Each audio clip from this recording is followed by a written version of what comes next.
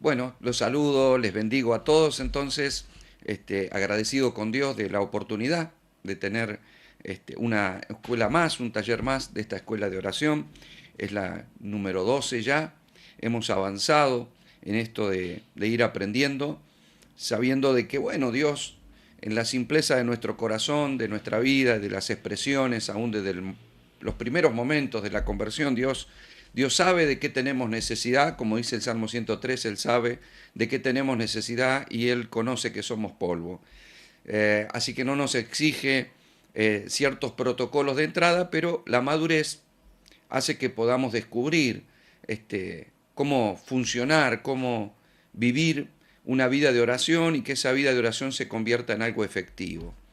Así que hemos visto en los primeros talleres la oración personal, la oración íntima, pero estábamos viendo en el último taller respecto de cómo acceder en busca de justicia para nuestra vida ante alguna situación de adversidad o de injusticia que podemos estar viviendo en el ámbito personal, familiar, financiero, ministerial, y cómo hacer, porque cuando algo se traba en nuestra vida, cuando pedimos a Dios y no encontramos una explicación de por qué nos ocurren ciertas cosas, a veces patrones de comportamiento, de adversidades que se repiten y uno dice, ¿qué está pasando? ¿Por qué está pasando determinada cosa? Y no podemos salir fácilmente, estamos orando y como que esperando que Dios obre. Yo siempre digo, a veces oramos y esperamos que Dios obre y a veces Dios está esperando que nosotros hagamos determinada cosa, ¿no? O sea, si yo lo espero a Dios y Dios me espera a mí, en algún momento no lo haremos ninguno de los dos. Entonces, yo tengo que actuar de manera comprometida, gestionar la fe, hacer lo que deba hacer, pero por otra parte también necesito el obrar de Dios, la voluntad de Dios, y dijimos que una de las claves de la oración es poder encontrarnos con esa voluntad, por eso es tan importante oír, incluso más que hablar. Y dijimos que cuando algo se traba podemos ir a Dios como juez, porque vamos en busca de algo que es justicia. Nosotros queremos, nosotros hemos sido justificados en este pacto por, por Cristo, por su persona, y esa justificación nos posicionó.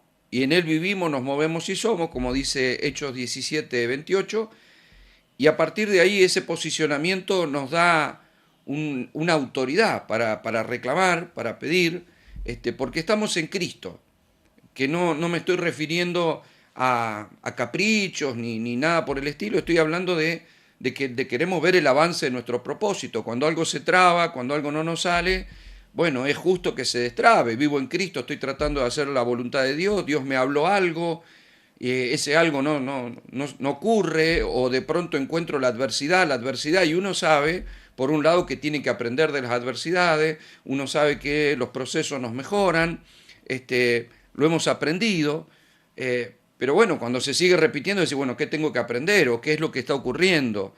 Generalmente, creo que uno de los mayores errores que se comete es salir a batallar contra el enemigo, ¿no? Poner a reprender y espíritu de esto, espíritu de aquello. Pero yo siempre digo, antes de hablar con Satanás hay que hablar con el Señor. Él es poderoso y Jesús nunca puso la oración nuestra en contexto de hablar con Satanás. Eso no significa que en determinado momento no tengamos que entrar en guerra espiritual, que eso habla de otra profundidad y de otra cuestión, y que tengamos que confrontar. Pero lo más importante es saber que estamos delante de Dios, del juez todopoderoso. Y si algo no se está concretando conforme a su voluntad, Él va a intervenir con poder y no puede el mismo infierno frenar algo que Dios tiene determinado, ¿no? Como pasó, por ejemplo, con Daniel, clamando por algo que estaba determinado, él clama por la liberación de su nación y nadie pudo evitarlo, no hubo dureza de corazón de parte de Babilonia o de los medo persas en su época para poder frenar ese volver a su tierra de parte del pueblo hebreo, porque ya estaba determinado y cuando Daniel oró, Dios intervino y aunque hubo oposición, no pudo frenar nadie. Cuando hay un propósito en la tierra, bueno, nadie ni nada puede frenar que ese propósito se concrete, se consuma, y por eso oramos, porque es lo que nosotros buscamos. Yo les dije, cuando Jesús enseña a orar, Él nos pone en el contexto de orar al Padre, nos enseña el Padre Nuestro en esa situación de intimidad, de comunión, de clamar por su voluntad, de depender de Él para todo lo que recibimos diariamente, de tener un corazón humilde y perdonador para no quedar enganchado con nada ni abrir puertas al enemigo, y de pronto buscando que se haga su voluntad, ¿no? Aquí en la tierra como en el cielo. También puso la oración en contexto de quien habla con un amigo, ¿no? Cuando nosotros vemos, yo les mostré Lucas 11, y en Lucas 11 vemos del 1 al 4 cuando él nos dirige a hablar con el Padre, pero vemos en Lucas 11 a partir del verso 5 que un amigo va en busca de ayuda de otro amigo a pedir un favor. Y Jesús estaba hablando de la oración, entonces, por un lado me acerco al Padre, por otro lado me acerco a un Padre que es amoroso, que es amigo y que quiere ayudarme y que puede hacerlo, y que si yo insisto, Él no va a ignorar mi necesidad y me va a ayudar, ¿no? No solo en el caso de esa historia, por el viajero que venía, sino por el favor personal que se pedía. Pero también en Lucas 18 lo tenemos a Jesús enfocando la oración ante el juez. Ya no es solo el padre, no es solo el amigo, que de hecho siempre lo será, sino que además es el juez. ¿Eh? Es decir, yo tengo que saber, Dios me ama, sí, pero Dios es legal. La legalidad en el reino es absolutamente clara. Y en esa historia, que está en 18 del 1 al 8, que la leímos el último taller, nos muestra la historia de una viuda que tenía necesidad. Cuando habla de su viudez, se refiere al desamparo, sobre todo en esa época, ¿no? Una viuda hoy en día se puede defender hasta tal vez mejor que la situación que tenía antes, todo depende, ¿no? La vida está llena de oportunidades para las mujeres hoy, y entonces se puede defender trabajando, saliendo adelante, criando a sus hijos o haciendo lo que deba hacer. En esa época no, en esa época las mujeres sometidas por una cultura muy patriarcal, por cierto, estaba y dependía de los padres, hasta el tiempo en que, bueno, ya podía ser dada en casamiento, por lo tanto, se ofrecía una dote matrimonial, se casaba y pasaba a depender de su marido. Es decir, todo lo que tenía, sea el vestido, la comida y todo lo que anhelaba, era dado por el papá y luego era dado por su marido. Por eso cuando se divorciaba una mujer podía llegar a quedar en un estado de indigencia porque el marido la podía echar, que era lo que hacían ellos, la repudiaban, y Jesús dijo que el que repudiara su mujer que le dé carta de divorcio para que ella pueda rehacer su vida, porque las echaban de la casa y nadie podía ayudarla. Es decir, si un hombre le dijera, vení conmigo, yo te mantengo, yo te ayudo a criar a tus hijos, bueno, el marido la podía hacer perseguir, como no le había dado la carta de divorcio, todavía era su esposa. Le ponía testigo y después la mataban o la apedreaban por adúltera. Era muy perverso, muy injusto, y si no, los libros de historia dice que, de la historia judía y de las costumbres, dice que la sabían someter, o sea, cada tanto la hacían entrar a la casa y le permitían comer o ciertas cosas a cambio de la sexualidad y luego las volvían. O sea, era un abuso constante, y más allá del hecho de que el hombre podía tener más de una mujer. Entonces la mujer viuda le pasaba lo mismo, a veces quedaba desamparada. Tenemos claramente la historia antes de la redención y después de la redención con Ruth, ¿no es cierto? Que siendo moabita, bueno, tenía a su suegra, pero a Noemí, pero cuando ella vuelve en desamparo. Su marido murió en la guerra y ahora ¿qué hago? Por eso la Biblia varias veces habla de cuidar a la viuda, ¿no? Y de ayudar a las viudas, porque no tenían forma de sobrevivir y de sostenerse. Su marido murió, y entonces no tenían forma de poder sostenerse. Esta viuda tenía un adversario, además de tener desamparo, de estar sola, tenía un adversario. Y ella va ante el juez a pedir justicia. Bueno, Lucas dice que ese juez, o lo dice Jesús, ¿verdad? Lucas lo relata o lo escribe, que ese juez no temía a Dios ni respetaba a hombre. Sin embargo, en su insistencia en ver que ella iba una y otra vez a pedir justicia, bueno, le hizo justicia, ¿no? Entonces Jesús dice, si un juez que no respeta a Dios ni teme a hombre hace justicia con esta viuda, ¿cuánto más vuestro Padre hará justicia a aquellos a quienes clamen a Él día y noche? Es decir, hay una insistencia, un clamor, pero un pedido de justicia. Y Jesús está planteando la oración ante un tribunal, está planteando la oración ante un juez. Y nosotros sabemos que nuestro Padre es juez. Es nuestro Padre, pero es juez. Por eso le relaté no solo de la confianza de entrar a Él como papá, sino de entrar a Él como juez. Y hablé de las cortes celestiales. Luego les mencioné algo y les dije, en cada corte hay causas. Y las causas tienen que ver con las pruebas a favor y en contra de determinada situación. Los jueces no fallan ni por la cara de aquel que está siendo acusado, o de aquel a quien se le ha hecho un juicio, ni por las emociones. Se van a remitir a las pruebas. Las pruebas van a revelar lo justo o lo injusto. Se supone que hay una investigación previa. Nosotros tenemos que estar confiados que en Dios hay precedente y antecedente de todo lo que nosotros hacemos, decimos, pensamos. Por eso le mencioné los libros de Dios, porque nada es al azar y nada pasó y nada se olvida. O sea, cuando tenemos un Dios que conoce de nosotros más que nosotros mismos, que tiene hasta nuestros cabellos contados, es un Dios que no se le escapa nada. Lo que está diciendo es, y hace mención la Biblia, no solo al libro de la vida, como lo encontramos, ¿no es cierto?, por ejemplo, en Filipenses 4:3, donde dice, asimismo te ruego también a ti, compañero fiel, que ayudes a estos con los demás colaboradores míos cuyos nombres están en el libro de la vida. Hay varios pasajes también en Apocalipsis, 20, 12, 13 o al 15, ¿no? Apocalipsis 21:32 o Apocalipsis 22:19. Bueno, hay varios pasajes, usted ha escuchado eso del libro de la vida. Pero no solamente eso, hay más libros. Y esos libros contienen datos, y esos datos contienen parte de lo que hemos hecho, pero también del propósito eterno de Dios. Y esto es clave. ¿Y por qué me voy por ese lado? Bueno, porque ahora vamos a ver cómo nosotros nos vamos a presentar en clamor por esa justicia. Saque de lado al enemigo. El enemigo es el que pretende, obviamente, interferir, robar, destruir, matar, se mete donde no debe. Nosotros tenemos una situación que es injusta y la tenemos que resolver. Buscamos a Dios porque no estamos pidiendo algo, no estoy hablando de pedir cosas, estoy hablando de cosas materiales, no, estoy hablando de pedir justicia, porque no es justo que me pase esto, ¿sí? Que personas, por ejemplo, acechen mi vida con ocultismo, que personas me difamen injustamente, que personas me estén estafando financieramente y de manera injusta. O sea, estoy pidiendo justicia. Yo no puedo pedir, no me voy a acercar a Dios como juez a pedir justicia si yo sé que yo he actuado mal.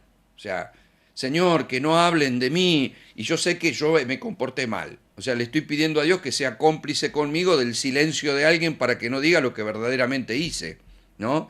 Como le pasó a Saúl cuando él peca y Samuel le saca a luz su pecado, él dice, bueno, pero que no se enteren los ancianos de mi pueblo. O sea, él reconoce que yo pequé, pero que no se enteren los ancianos. O sea, Dios, en cambio, David, cuando se entera de su pecado con Betsabé, nunca le pidió que no se entere a alguien, que se enteren todos, y Dios ya lo sabe. De hecho, se tiró al piso a clamar a Dios y a pedir que Dios tuviera misericordia con él. O sea, no se comportó como, ay, que no me vean los criados que estoy pidiendo misericordia, van a decir que me equivoqué, que nadie se entere que me equivoqué. O sea, eso no es justicia. La justicia sería que sin haberme equivocado, alguien me está difamando, bueno, entonces yo tenga que pedir que por favor se alineen los caminos para que salga a luz la verdad, que prevalezca la verdad, que se haga justicia, que no me difamen injustamente, que no me estafen cuando yo actué de buena voluntad. A ver, todos hemos tenido algunas historias en la vida donde realmente nos han pasado cosas que dicen, no puede pasar esto en la iglesia, no me lo puede haber hecho alguien, o no sé, ¿por qué actúan así conmigo? Bueno, usted tiene que saber que la vida espiritual sufre hostilidades.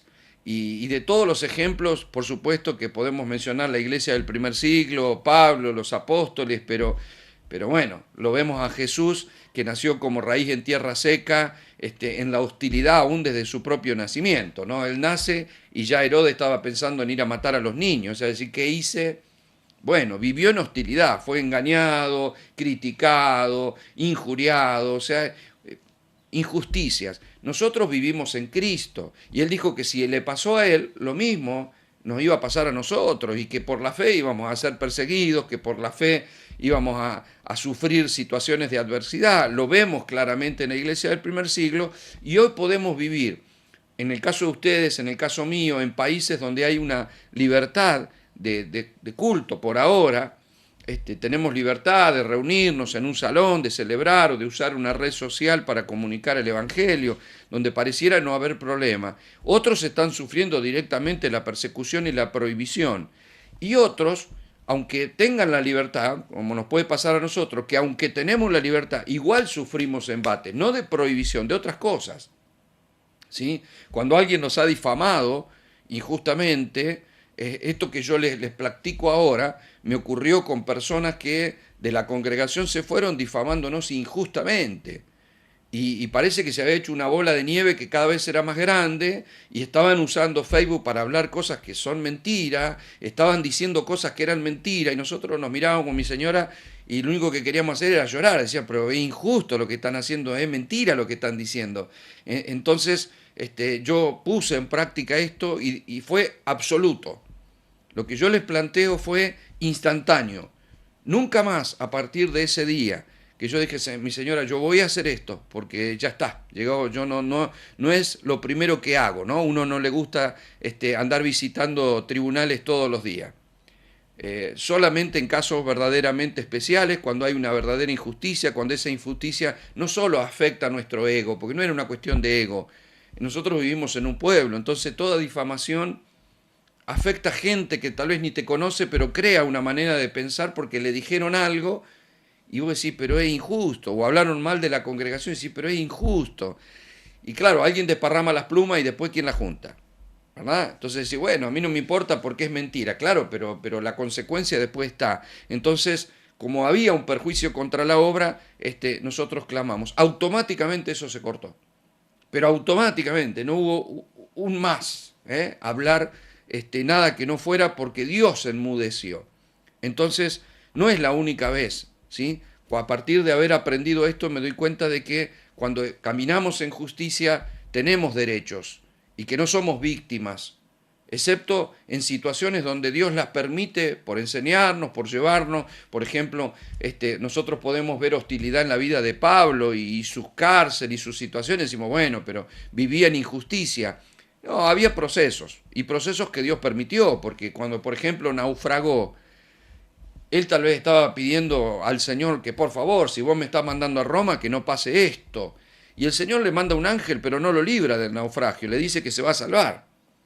Entonces, tenemos que saber darle lectura a nuestra vida. Hay cosas que tienen que pasar, porque Dios las va a volver a bien, Dios va a llevar eso, pero hay cosas que son innecesarias y que son cuando Satanás mete su mano. Y no tiene ningún derecho legal a meter su mano a menos que Dios permita algo, ¿sí? Entonces ahí es donde nos presentamos ante el Señor y clamamos por esta situación. ¿Por qué son importantes los libros? Porque los libros son los que hablan del registro y del propósito y de lo que estamos haciendo y de lo que no.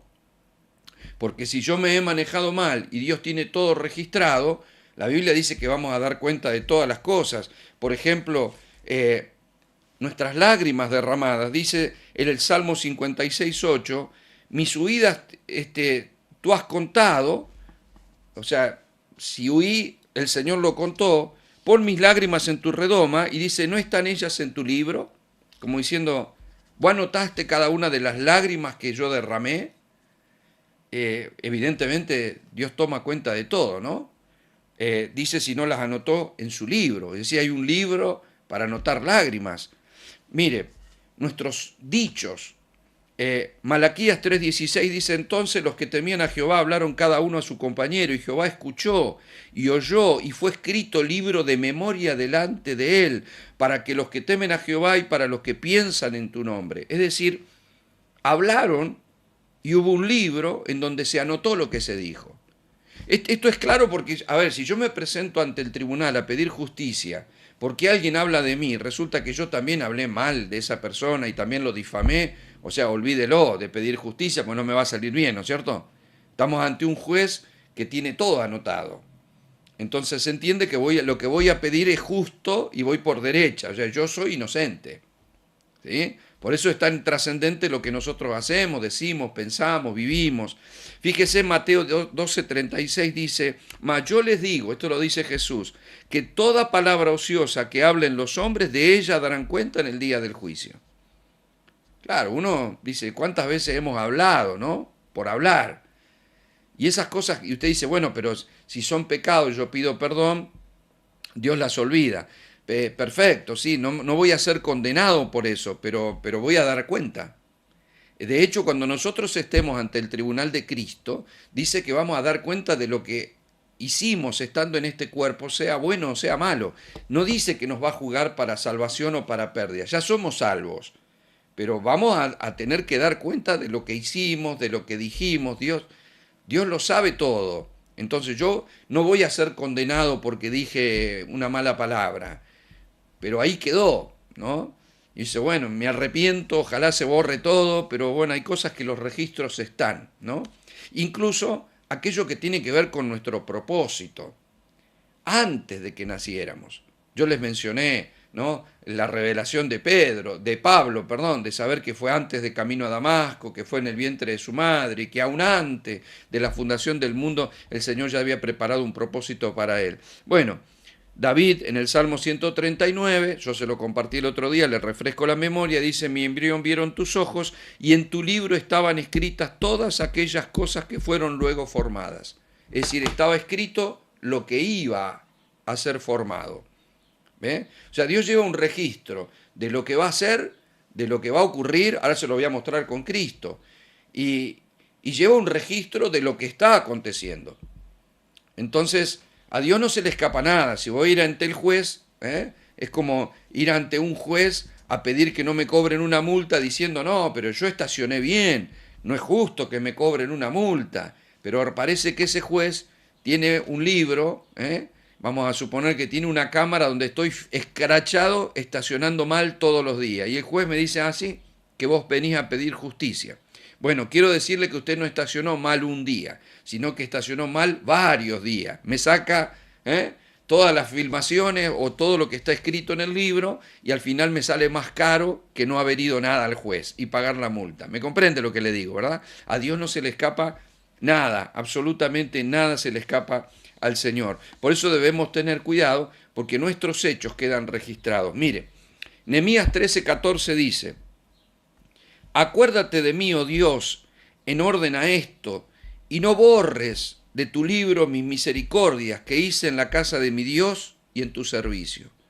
En otras palabras, no se te ocurra borrar lo bueno que hice. O sea, si querés borrar lo malo está bien, pero no me borres lo bueno, o sea, acuérdate de las cosas buenas. Y yo quiero decirle que Dios se acuerda de un acto bueno, de un acto de bondad. De hecho, la Biblia es clara que Dios tiene por memoria nuestras ofrendas, como le pasó a Cornelio. Cada vez que usted da una ofrenda, queda para memoria delante del Señor. De hecho, las ofrendas de Abel dice que todavía hablan, imagínese usted. Las ofrendas hablan, si son ofrendas de bien o son ofrendas miserables, van a hablar delante de Dios. O sea, si Dios te pide una buena ofrenda y usted da algo como nadie te ve, usted en el huequito de su mano, usted lleva algo como diciendo, ¿qué sabe? Yo le voy a dar, me van a mí. Bueno, Dios sí lo vio porque usted se la dio a Dios. Hay gente que piensa que se la da al pastor o que se la da a la iglesia, se la está dando a Dios, a la ofrenda. Entonces Dios tiene nota de todos los regalos que le hacemos, de las ofrendas, de lo que le entregamos, de lo que no le entregamos. Dios tiene nota absolutamente de todo. ¿Sí? Por eso debemos saber que queda registrado nuestras obras de bien, nuestra actitud para ayudar a alguna persona, a algún hermano que le tendimos una mano, a alguna persona que lo ayudamos y con qué motivación lo ayudamos. Todo eso está registrado y eso cuenta a mi favor.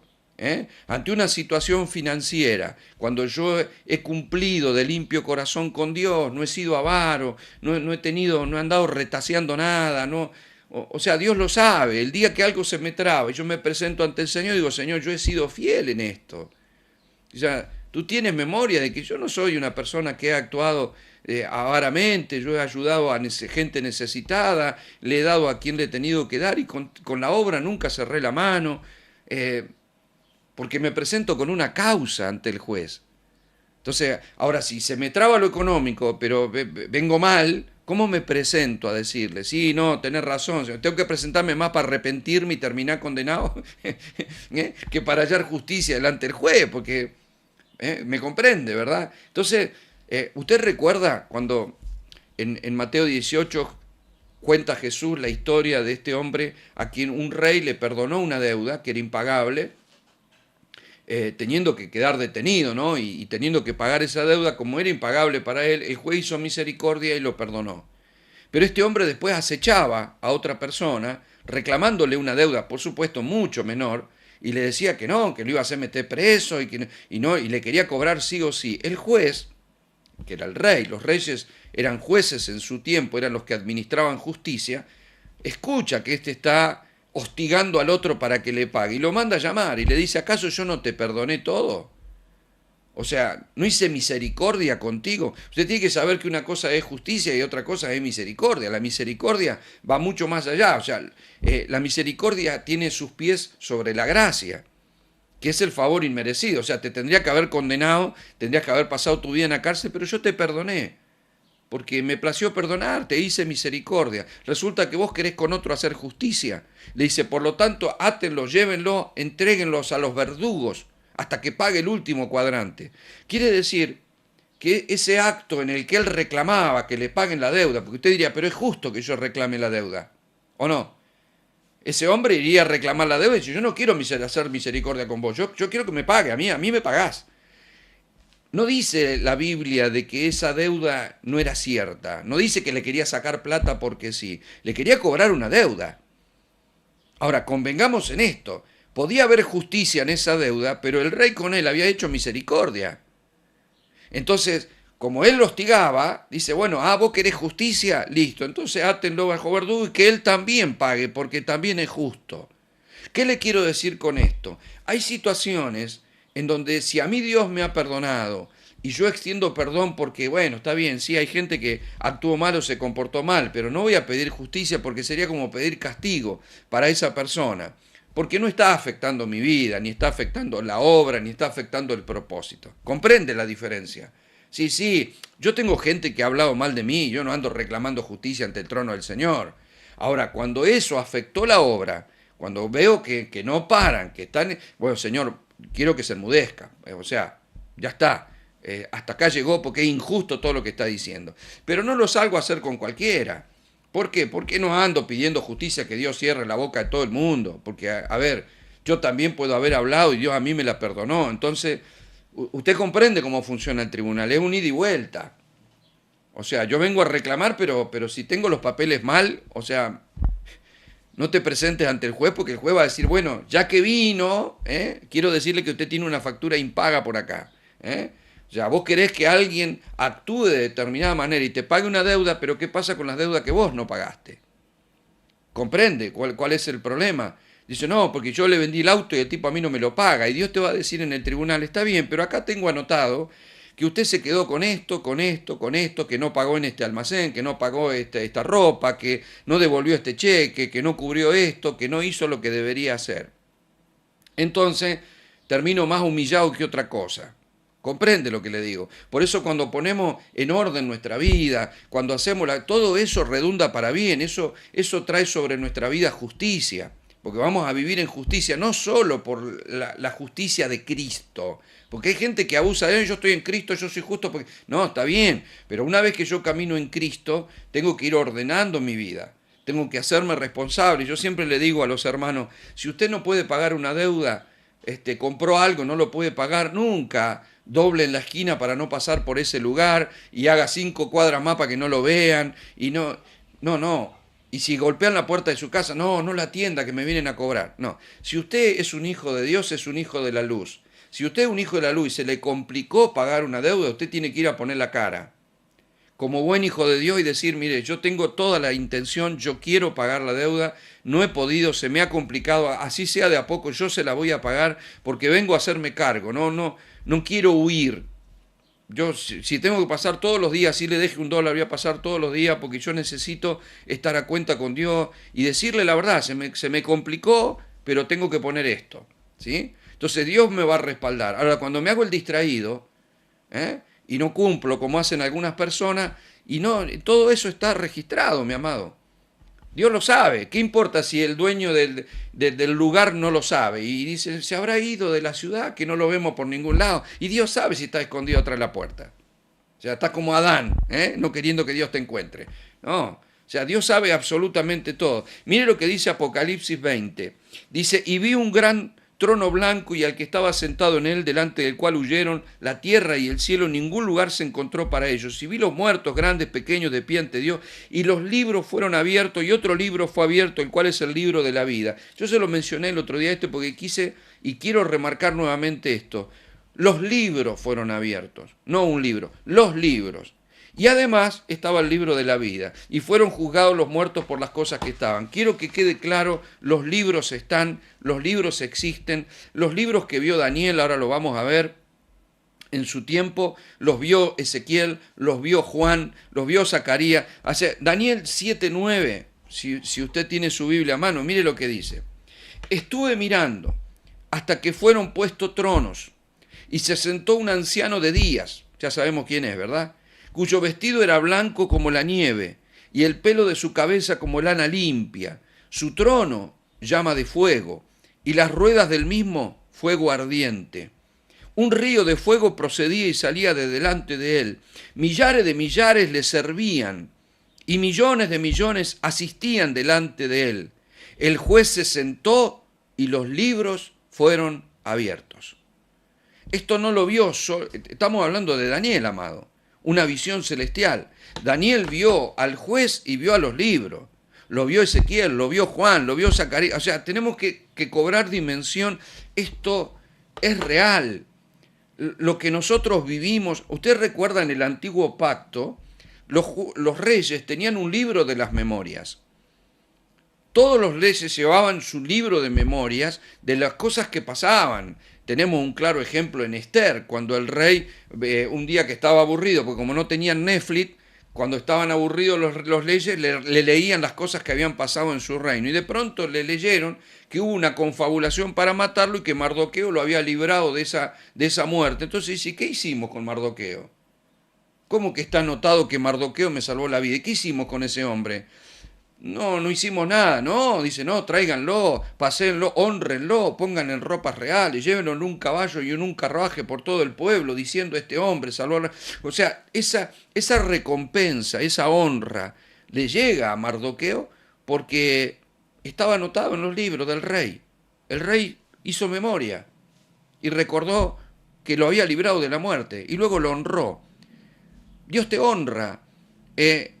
A ver, cuando va Pedro a la casa de Cornelio, le dice, tus ofrendas están delante de la presencia del Señor. Y Dios le dijo, andá a hablar con Cornelio. Se le mandó un apóstol por un sencillo hecho. Dios tenía anotado y debe haber, en los libros, Dios debe haber visto y dice, mirá, acá tengo a alguien que se supone que es gentil, no es judío, pero me da ofrenda, ayuda a la gente, me honra, pero no me conoce. Mándale a Pedro que le hable, mándale a Pedro. A ver, fueron los mensajeros de Dios. Es más, Pedro tuvo una visión y luego fueron los mensajeros de Dios. Le manda a decir a Cornelio que le mande una comitiva que lo vaya a buscar a Pedro. O sea, todo una intervención sobrenatural basado en el hecho de que el hombre honraba a Dios y Dios dijo, este hombre me está honrando, vayan a hablarle. Vayan a hablar, este es una buena persona, este hombre me ha dado ofrendas, me ha honrado, le mandó un apóstol y empezó a predicar. Y como Pedro estaba predicando mucho y dando mucha vuelta, que si era gentil, que no era gentil, interrumpió Dios el mensaje de Pedro y Cornelio y su casa fueron llenos del Espíritu Santo y hablaban en lengua y hablaban. Es decir, ¿por qué? Porque Dios hizo memoria. Dios lo vio y lo dice la Escritura, no es que se me ocurre a mí, porque no, así ocurrió y así pasa. Mire si son importantes estos libros, que determinan lineamientos, que si algo está interrumpiendo ese lineamiento, es injusto, porque si ya está escrito, nada me puede sacar a mí del propósito, nada me puede desviar. Hay un propósito determinado sobre mi vida. Miremoslo en Jesús. Observe esto. Hebreos 10:5 dice, por lo cual entrando en el mundo dice, sacrificio y ofrenda no quisiste, mas me preparaste cuerpo. Holocausto y expiaciones por el pecado no te agradaron. Entonces dije, aquí que vengo, oh Dios, para hacer tu voluntad, como en el rollo del libro está escrito de mí.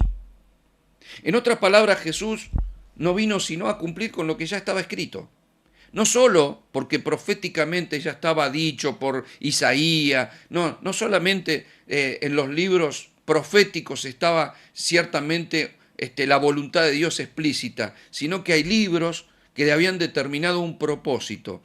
Diciendo, dice verso 8, diciendo primero, sacrificio y ofrenda y holocausto y expiaciones por el pecado, no quisiste, ni te agradaron, las cuales cosas se ofrecen según la ley, y diciendo luego, he aquí que vengo, oh Dios, para hacer tu voluntad. Quita lo primero para establecer lo último. ¿Qué quiere decir Jesús? Señor, vos me enviaste por un nuevo pacto. Esa es la legalidad de que un pacto deje de ser para que otro pacto sea establecido. La legalidad de algo que Dios ya había dicho. Esto ya estaba hablado entre el Padre y el Hijo. Esto ya estaba determinado. Y las voces del cielo escriben. ¿Sabe lo que hace un profeta, amado? Un profeta logra leer en el Espíritu por gracia divina. Es como si Dios le abriera los libros y le hablara lo que va a acontecer. Pero no porque una mañana Dios se le levantó con las ganas de hacer algo en el futuro y solamente lo soltó. No, una palabra profética, cuando es una palabra que viene verdaderamente de Dios, te está soltando un lineamiento de algo que ya está determinado. No te está diciendo Dios, me gustaría, no, si te dice tal cosa es porque ya está escrito. Ahora hay que ver cómo yo llego ahí. Si a mí se me cierran los caminos y no puedo llegar, si Dios me dice vas a ir a Jerusalén y yo no puedo ir a Jerusalén, quiero ir a Jerusalén, se me levantan enemigos, me traban de acá, me traban de allá y yo tengo que ir a Jerusalén, pero se me traba todo y con engaños, Ahora, yo necesito presentarme ante Dios y decirle, Señor, tú me dijiste que yo tenía que ir a Jerusalén, esto está hablado sobre mi vida. Ábreme camino, se me han levantado enemigos, pero esos enemigos que se levantan serán humillados, porque tú me hablaste, ya está escrito que yo tengo que ir a Jerusalén. Yo vengo a reclamar justicia, o sea, acá tengo el pasaje, necesito la legalidad para poder llegar porque hay gente que se me está intrometiendo. ¿Y quién puede ser sino Satanás?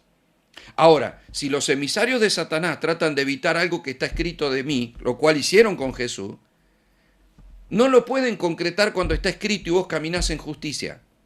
A Jesús no solo lo trataron de matar cuando bebé, no pudieron. Lo quisieron matar en la sinagoga el primer día que habló, no pudieron. Lo quisieron matar antes de la Pascua, no pudieron. Porque la muerte solo te llega el día que Dios determinó, no el día que lo determina el diablo. Ahora, si vos tenés ataques de muerte, ataques y situaciones de adversidad, entonces ¿a quién me voy a presentar? Sino para reclamar que no es justo que me pase esto porque hay algo que yo quiero consumar antes de irme de esta tierra, que es el propósito del Señor. Y si situaciones se están cruzando en mi camino, si algo se me está trabando, bueno, si yo actué con injusticia tendré que corregir. Quiero decirle que, por ejemplo, esto le pasó a Abraham. Abraham levantaba altares, pero esos altares no son otra cosa que cielos abiertos a las cortes celestiales. Porque en los altares Abraham recibía dirección de parte del Señor y luego él avanzaba conforme a esa dirección. En un momento determinado, Abraham levanta un altar, pero luego se mete a Egipto cuando el hambre raciaba en la tierra. Miente que su mujer no era su mujer, sino su hermana, lo cual era una mentira media y terminó siendo perjudicial porque Faraón intentó acostarse con su mujer y le llevaba regalitos y era prosperado. A él se le traba todo ahí. Se le traba todo. Entonces cuando él es echado de Egipto, él vuelve al mismo lugar a levantar un altar y pide perdón y vuelve a ofrecer sacrificio como diciendo, esta demora es culpa mía. Igual que con Ismael. Él retrasó 16 años su propósito respecto de tener un hijo con su mujer porque se apresuró a tratar de generar el hijo de la promesa cuando Dios... O sea, él tendría que haber reclamado solamente la promesa del Señor. Si el Señor me dijo que voy a tener un hijo con mi mujer, ¿qué tengo que andar inventando? Lo que yo tengo que hacer es presentarme al Señor y decir, Señor, tú eres un juez justo. Vos ves que yo estoy intentando cada día. Yo te estoy creyendo, yo estoy esperando, mi esposa está esperando. Hazme justicia. Como Ana clamó por tener un hijo siendo una mujer estéril, bueno, Abraham tendría que haber reclamado a Dios, no decir, bueno, ¿qué podemos hacer? Y bueno, tener a Agar la esclava, intentemos ver si la podemos tener con ella. No era la idea. La idea es poder reclamar justicia. ¿Cuál es la justicia? Que si un Dios que no miente dice algo y lo jura por él mismo, lo que dijo se cumpla.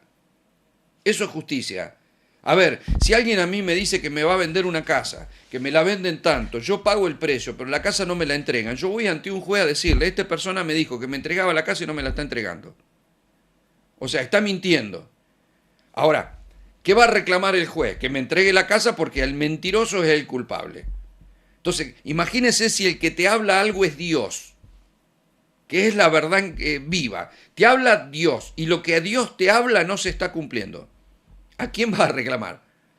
A Dios como juez. Le va a decir, Señor, tú me hablaste esta palabra y yo te creo. Y lo que quiero es el cumplimiento de esa palabra, Señor.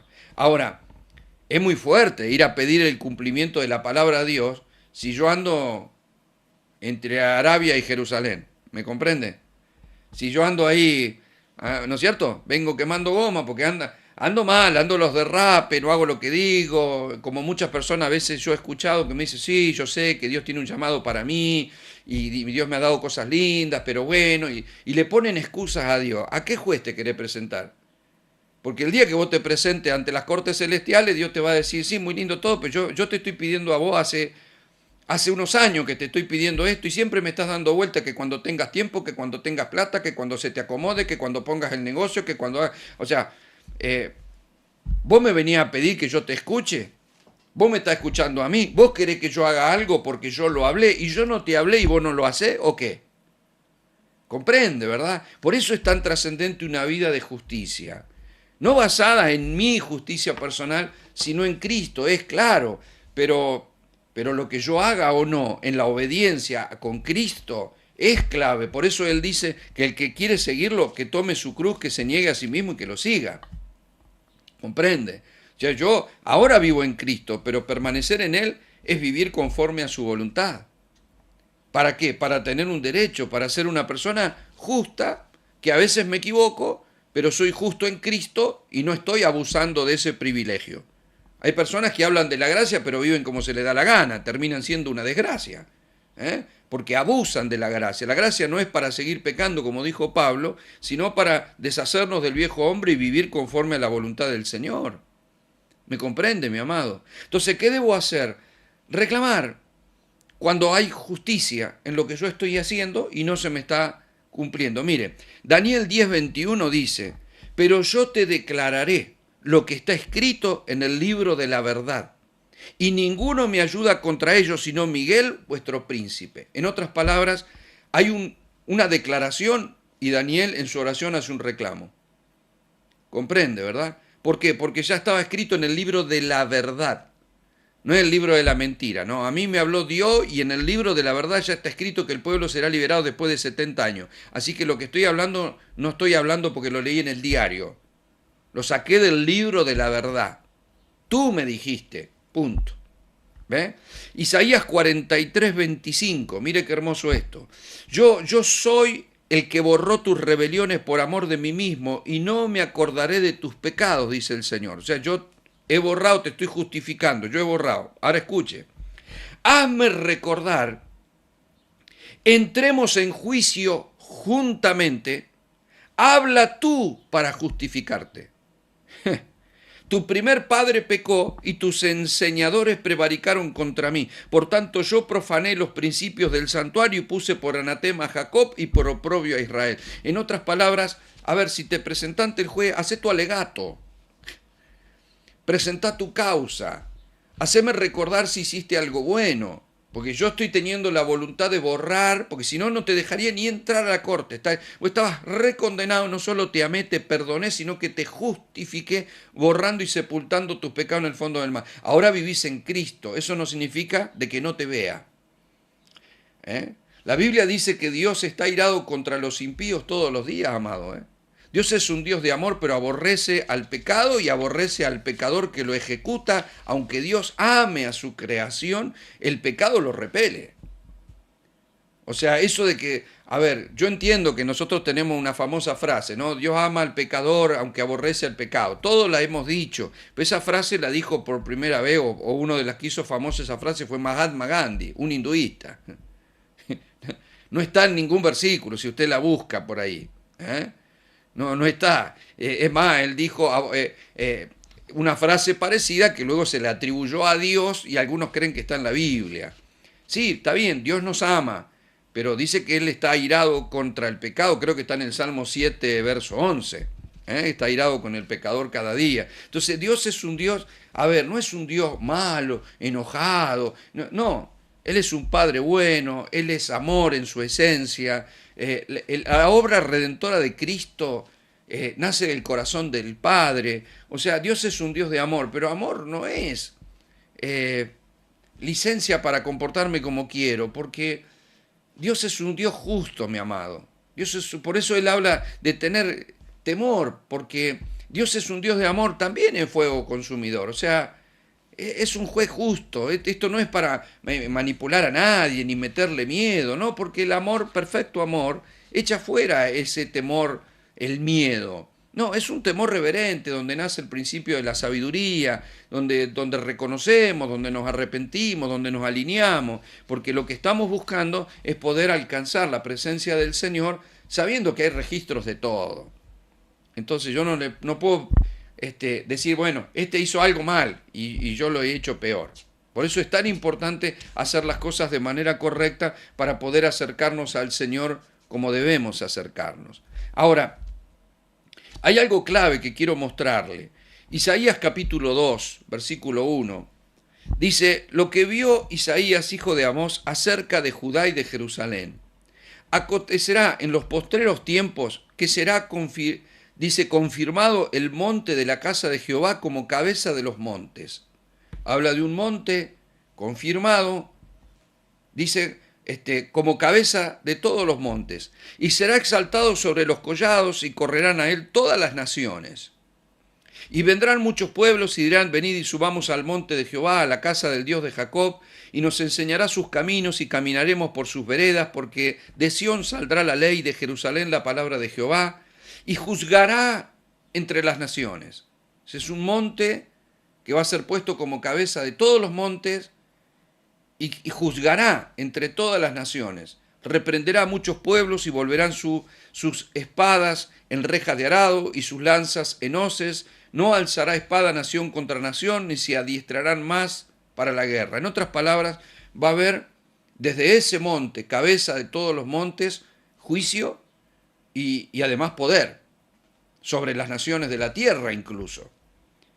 Usted tiene que saber algo que en la Biblia es clara, no es un invento mío ni una apreciación personal, que cada vez que la Biblia habla de monte, habla de gobierno. Siempre que la Biblia habla de monte, habla de gobierno. Ahora, el monte de Sión, que era el antiguo pacto, que en el nuevo pacto también es mencionado como monte de Sión, fue, por ejemplo, en el antiguo pacto, el monte de Sión, el lugar donde Salomón edificó el templo, el lugar alto de Jerusalén, ¿no? Se entiende que el gobierno espiritual estaba en el templo, no en otro lugar, ¿sí? El gobierno espiritual es el monte, como cuando el Señor sacó a los hebreos de Egipto y lo que hizo fue llevarlos al monte. ¿De dónde le habló? ¿Dónde estaba Dios? ¿En un hueco, en una cueva, en un pozo o estaba en el monte? En el monte, desde el monte les hablaba. ¿Dónde subía Moisés? Al monte. El monte es gobierno y hoy el monte es la iglesia, ¿sí? El lugar de autoridad. Una iglesia con cielos abiertos, una iglesia sin velo, una iglesia con acceso, ¿sí? ¿A dónde? A las cortes del Señor, es decir, al tribunal del Señor, es decir, a Dios como juez. Porque lo que queremos es que ante tanta injusticia haya justicia. El rol de la iglesia nosotros a veces no nos damos cuenta, pero es un rol extraordinario. Si Cristo es abogado y nosotros en Él vivimos, nos movemos y somos, Él intercede por nosotros, pero nosotros debemos abogar por la causa de las cosas que pasan en el mundo. Cuando vemos tanta injusticia, tanta perversión, tanta corrupción, tantos abortos, tanta muerte, tanta maldad, si somos indolentes a todo eso, si de pronto, y en el mundo pasa eso, porque el diablo, a ver, nosotros como iglesia tenemos que reclamar, si estamos nosotros y si creamos ámbitos de justicia, debemos reclamar por nuestras ciudades, porque por algo fuimos establecidos en territorio. Si yo fui establecido en este territorio, entonces clamo por justicia para esta ciudad. Si hay lugares donde se están repitiendo demasiados suicidios, accidentes, abortos, tenemos que detectar qué se está moviendo en esa ciudad. Así por qué se está moviendo acá y orar, porque somos la iglesia, entonces somos el altar abierto, somos el ámbito de Dios sobre la tierra y nosotros tenemos un acceso que no debemos ignorar. Ahora, ese acceso a ese lugar es en Cristo. Dice Isaías 56:7, yo los llevaré a mi santo monte y los recrearé en mi casa de oración. Sus holocaustos y sus sacrificios serán aceptos sobre mi altar, porque mi casa será llamada casa de oración para todos los pueblos. Analicemos esto, mi amado.